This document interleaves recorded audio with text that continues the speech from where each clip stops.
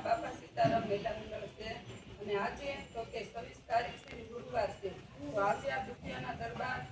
બાપા સીતારામ મહિલા મંડળ આ બધી ગોવણીઓને આજે આપણે ગૌશાળાની અંદર ભોજન લેવડાવવાનું છે પ્રસાદ તો આ બધા બાળકોને ઘરેથી લઈ અને ગૌધામની અંદર આવ્યા છે કેમ કે ગૌધામની અંદર બધી ગોવણીઓ સંભાળવાની છે કેમ કે ગૌધામની અંદર અત્યારે આપણે નવરાત્રી આવે છે અને ગાયની અંદર છે કે 33 કોટી દેવતા છે તો આ બાળકની અંદર પણ એક ભગવાનનું એક રૂપ છે તો આ બધા બાળકોને ગૌધામની અંદર લાવીને પ્રસાદ આપવાનું કારણ છે કે આ બાળકો જે ગૌશાળાની અંદર પ્રસાદ દે ને એટલે આ બધી ઉર્જા કોની અંદર જાય તો કે બાળકોની અંદર કેમ કે એક આપણો પ્રોજેક્ટ હોય આપણો ખોરાક હોય તો આ બાળકોનો વિચાર એકદમ આવો પોઝિટિવ આવે કેમ કે અત્યારના યુવાનને કોઈને ખબર નથી ગાય માતા શું કહેવાય તો આજે આ બધા બાળકોને ગૌશાળાની અંદર લાવી અને આપણે ભોગ ધરવાનો છે અને એ ભોગ આ બાળકના પેટમાં જાય અને એને એવા સાત્વિક વિચારો આવશે અને એના વિચારોથી એને ખબર પડશે કે આ ગૌધામની અંદર ગાયની સેવા થાય છે અને ગાયની ગોવણીઓ પણ આવા ગૌધામની અંદર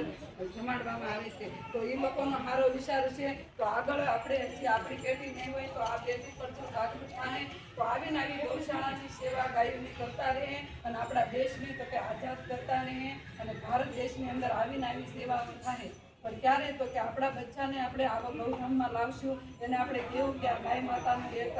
નામ છે અને આમાં તો કે આ પવિત્ર જગ્યા છે આની અંદર આપણે ભોજન લેવામાંથી એટલા પોઝિટિવ વિચાર આવતા હોય અને એ ખોરાક ખાવાથી આપણે એકદમ નિરોગી રહેતા હોય સાત્વિક રહેતા હોય અને એકદમ આનંદ રહી અને સુખી રહી એટલે આપણે આ ગૌધામની અંદર પ્રસાદ દેવાનો મહત્વ છે તો બધા ભાઈ બહેનોને અથવા વડીલોને નમ્ર વિનંતી છે કે તમે જાગો અને દરેક બાળકોને જગાડો અને આપણા દેશને આઝાદ કરવા માટે આવનારી પેઢી પણ જો આગળ હશે તો જ આપણો દેશ આગળ જશે તો અત્યારે કોઈ બાળકને ખબર નથી ગાય માતા શું કહેવાય પણ આપણે ગૌધામની અંદર લાવીને જો કે આપણે આ માં છે ને આમાં 33 કોટી દેવતા વિરાજમાન છે અને આ ગાયની અંદર 33 ઔષધિઓ છે જો એનું કલ્યાણ આપણે કરશું તો જ આપણું કલ્યાણ થશે જો ગાય ખતમ તો આપણો દેશ ખતમ તો આપણા દેશને આગળ કરવા માટે તો કે ગાયને આપણે આઝાદ કરવી જોઈએ તો આવું નોલેજ આપણા બાળકોને આપો તો આપણા બાળકો આપણે આગળની પેઢી આવશે તો એ લોકોને જાગૃત થવાની ખબર પડશે કે આપણા વડીલો જો ગાય માતાની સેવા કરીને ગયા જશે તો આજે પણ આપણે એ સેવાને ઊભી રાખવા માટે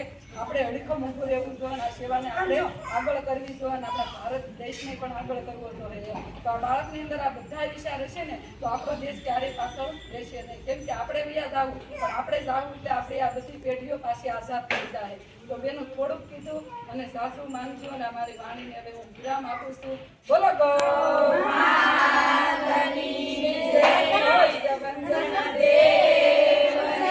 જય માતાની